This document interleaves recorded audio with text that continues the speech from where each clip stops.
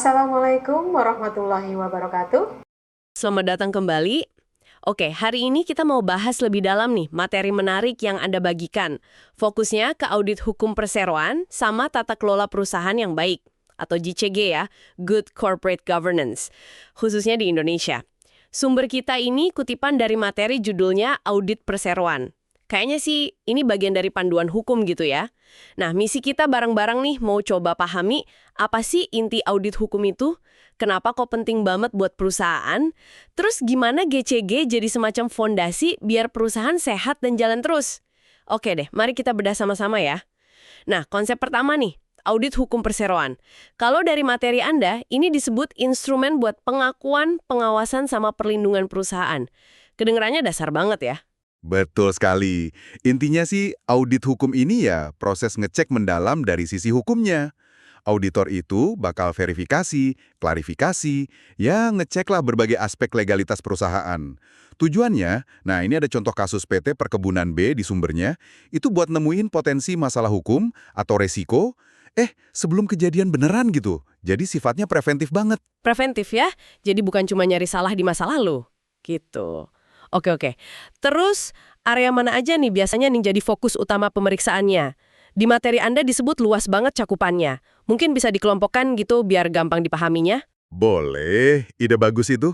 Secara garis besar ya, audit hukum ini nyisirnya beberapa area penting. Pertama, bisa kita bilang pondasi legal sama perizinan perusahaan. Ini termasuk ngecek akta pendirian, anggaran dasar, perubangannya gimana, terus struktur sahamnya, sampai status perusahaannya terbuka atau tertutup. Tentu aja, izin usaha pokok sama izin operasional lainnya juga dicek. Lengkap dan sah nggak sesuai bidang usahanya. Kan kalau pondasi sama izinnya aja nggak beres, bahaya ya buat operasi perusahaan. Oke. Jadi mastiin rumahnya itu dibangun di atas hukum yang kuat, terus IMB-nya juga lengkap gitu ya. Nah, setelah pondasinya beres nih, gimana soal operasional sehari-harinya? Nah, itu masuk kelompok kedua. Bisa dibilang kepatuhan operasional sama kontrak-kontraknya. Di sini, auditor ngelihat aspek ketenaga kerjaan, mulai dari perjanjian kerjanya, PKWT atau PKWTT, terus peraturan perusahaan, udah ikut BPJS belum, hak-hak pekerja sesuai UU Ketenaga Kerjaan gimana, termasuk nih penyesuaian sama UU Cipta Kerja kalau relevan. Terus, HKI juga, hak kekayaan intelektual. Merek, paten, itu dicek pendaftaran sama lisensinya. Kan aset penting juga itu. Dan ya pastinya, perjanjian-perjanjian yang dibikin perusahaan sama pihak ketiga, pinjaman bank, kerjasama bisnis, sewa, waralaba, wah banyak deh. Itu semua diteliti. Sah apa enggak secara hukum? Udah patuh belum sama asas perjanjian? Aspek tenaga kerja sama perjanjian ini sering jadi sumber masalah ya kalau nggak diurus benar. Terus gimana soal harta benda perusahaannya sendiri? Nah itu masuk kelompok ketiga, aset, kekayaan, sama kewajiban finansial dari sisi hukumnya. Auditor mastiin status kepemilikan aset perusahaan. Yang gerak, yang nggak gerak, yang kelihatan wujudnya, yang nggak. Penting juga nih, misahin aset perusahaan sama aset pribadi pemilik atau pengurus. Harus jelas batasnya. Dari sisi duitnya, ya pajak. Kepatuhan pajak itu utama. Punya NPWP nggak? Bukti bayar PPh, PPN gimana? Lapor SPT, retribusi daerah. Ini semua buat mastiin perusahaan penuhi kewajiban hukum finansialnya, gitu. Jelas. Ini nyangkut kesehatan finansial sama legalitas aset ya. Kelompok terakhir mungkin yang terkait hubungan sama pihak luar atau kalau perusahaan mau ngelakuin aksi besar gitu. Tepat. Paldo keempat bisa kita sebut hubungan eksternal dan transaksi strategis. Ini termasuk ngecek ada potensi atau udah ada sengketa hukum belum yang lagi dihadapi perusahaan. Mau yang di pengadilan litigasi atau di luar pengadilan non-litigasi. Selain itu, kalau ada aksi korporasi gede kayak merger, akuisisi, konsolidasi, atau spin-off pemisahan usaha, nah itu juga diaudit. Prosesnya legal apa enggak? Udah sesuai belum sama aturan main di UU PT, kayak pasal 126, 127 itu. Termasuk ngelindungin kepentingan semua pihak. Wah, lengkap banget ya pemeriksaannya. Seru nih di akhir proses kan ada kayak opini auditor ya, clear and clean, not clear but clean, dan seterusnya. Ini kayak rapor legalitas gitu ya. Dan kalau hasilnya nggak clear and clean, dikasih rekomendasi perbaikan. Ini nyambung sama amanat UU PT ya, kalau direksi itu harus kerja benar, penuh tanggung jawab. Kalau lalai, bisa kena hukum. Betul. Opini itu nunjukin level kepatuhan sama resiko hukum perusahaan. Ya berdasarkan temuan audit. Dan peran auditor di sini penting banget. Sumbernya nekenin mereka harus independen, gak mihak, gak ada hubungan afiliasi sama perusahaan yang diaudit. Dan pastinya ya harus kompeten. Tujuannya biar penilaiannya objektif, bisa diandalin buat ngurangin resiko ke depan. Oke, jadi audit hukum ini kayak check up kesehatan legal yang detail banget ya. Nah, selain audit hukum, materi Anda ini juga nekenin banget soal good corporate governance, GCG. Gimana nih GCG masuk ke gambar besarnya? Kenapa ini dianggap penting banget? Di sini nih, jadi sangat menarik. Nah, GCG ini langkahnya lebih jauh dari sekedar patuh hukum yang dicek di audit tadi. GCG itu lebih ke kerangka kerja atau sistem lah ya, yang ngatur dan ngendaliin perusahaan secara keseluruhan. Tujuannya buat nyiptain nilai tambah buat semua pemangku kepentingan. Jadi bukan cuma pemegang saham, tapi juga karyawan, kreditur, pemasok, pelanggan, masyarakat. Semuanya. Ini soal bangun sistem nilai dan etika dalam pengelolaan.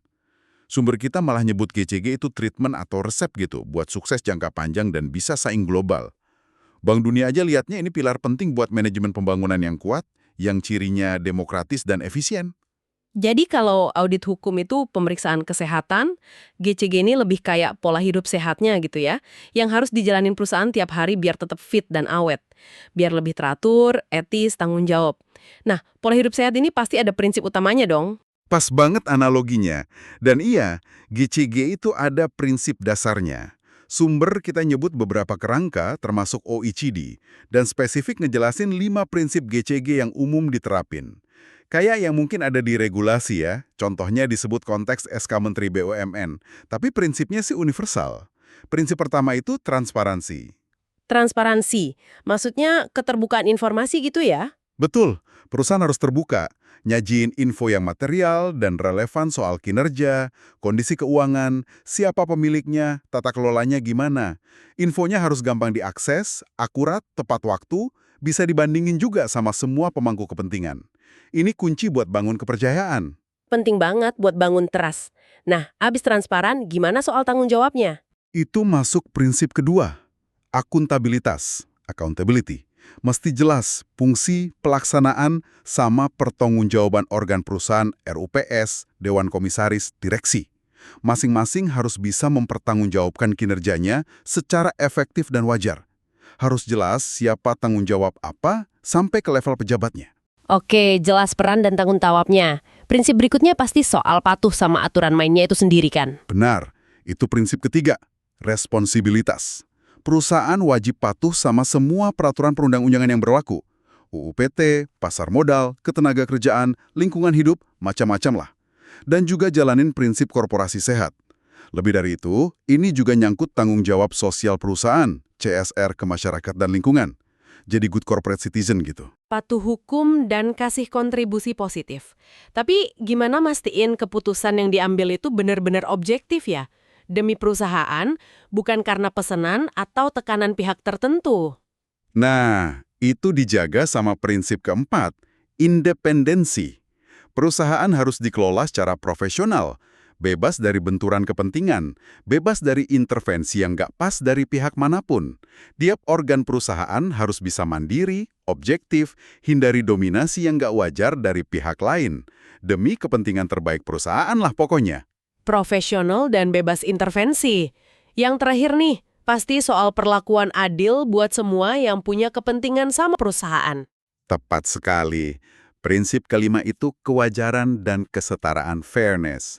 Perusahaan harus memperlakukan semua pemangku kepentingan secara adil dan setara sesuai haknya.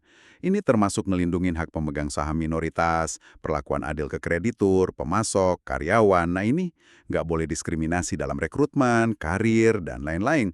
Sama masyarakat juga, semua diperlakukan wajar. 5 pilar GCG, transparansi, akuntabilitas, responsibilitas, independensi, sama kewajaran. Kedengarannya ini fondasi kuat banget ya buat bangun perusahaan yang dipercaya dan tahan lama ya. Nah, terus gimana GCG sebagai pola hidup sehat ini dikuatin sama pemeriksaan kesehatan berupa audit hukum yang kita bahas di awal tadi? Hubungannya gimana? Wah, ini hubungannya deket banget. Simbiosis mutualisme lah istilahnya. Audit hukum itu jadi salah satu alat penting buat memverifikasi penerapan beberapa prinsip GGG di lapangan. Terutama nih, audit hukum secara langsung nguji aspek responsibilitas, yaitu kepatuhan hukum dan aturan, sama akuntabilitas, sejauh mana tindakan legal perusahaan bisa dipertanggungjawabkan. Pas auditor ngecek kepatuhan kontrak, izin, ketenagakerjaan, itu kan langsung nilai aspek responsibilitas GGG. Hasil audit hukum bisa nunjukin, di mana aja praktik GGG dari sisi legal mungkin masih kurang atau berisiko. Sumbernya juga nyebut kok, penilaian penerapan GGG itu sering jadi bagian dari laporan tahunan yang diaudit. Ini nunjukin GGG itu dianggap penting sama pihak luar. Jadi, audit hukum itu ngasih bukti nyata ya, bukti objektif sejauh mana pola hidup sehat, GCG, khususnya bagian patuh hukum sama akuntabilitas legalnya, benar-benar dijalanin sama perusahaan. Ini bikin GCG jadi bukan cuma konsep di awang-awang. Persis. Audit hukum ngasih gigi gitu ke komitmen GCG perusahaan, paling nggak dari sisi legalnya. Keduanya saling nguatin buat nyiptain perusahaan yang nggak cuma patuh hukum, tapi juga dikelola dengan baik, etis, dan bertanggung jawab. Dua hal penting yang nggak bisa dipisahin ya, buat kesehatan jangka panjang perusahaan.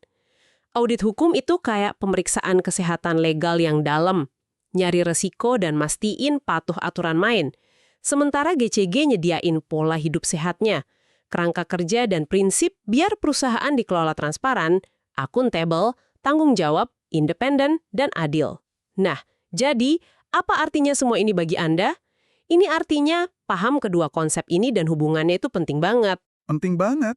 Nggak peduli peran Anda apa ya, pengelola, investor, kreditur, karyawan, atau cuma pemerhati bisnis, di Indonesia paham gimana audit hukum ngecek aspek legal dan gimana GCG ngebentuk cara pengelolaan yang baik, itu kunci. Keduanya itu dasar buat bangun kepercayaan, minimalin risiko hukum dan reputasi, narik investasi, dan mastiin perusahaan bisa tumbuh terus di tengah persaingan yang makin ketat. Nah, sebagai penutup nih, ada satu pemikiran menarik dari sumber ini yang mungkin bisa Anda renungkan lebih jauh. Materi ini sempat nyinggung dua teori dasar GCG, teori stewardship sama teori agency. Teori stewardship itu asumsinya manajemen itu pada dasarnya bisa dipercaya, steward gitu, dan bakal bertindak buat kepentingan terbaik perusahaan. Kebalikannya teori agency lihat manajemen itu agen dari pemegang saham jadi kepentingannya bisa beda, makanya perlu pengawasan sama insentif biar sejalan. Pertanyaan buat Anda renungkan nih, kalau ngelihat konteks bisnis sama budaya di Indonesia sekarang, pendekatan teori mana? Stewardship yang basisnya percaya, atau agency yang basisnya ngawasin yang menurut Anda lebih dominan kerasa? Atau mungkin lebih efektif buat dorong GCG yang lebih baik? Ini bisa jadi bahan eksplorasi menarik berikutnya nih. Terima kasih sudah menyimak pembahasan mendalam kita hari ini. Sampai jumpa di kesempatan berikutnya ya.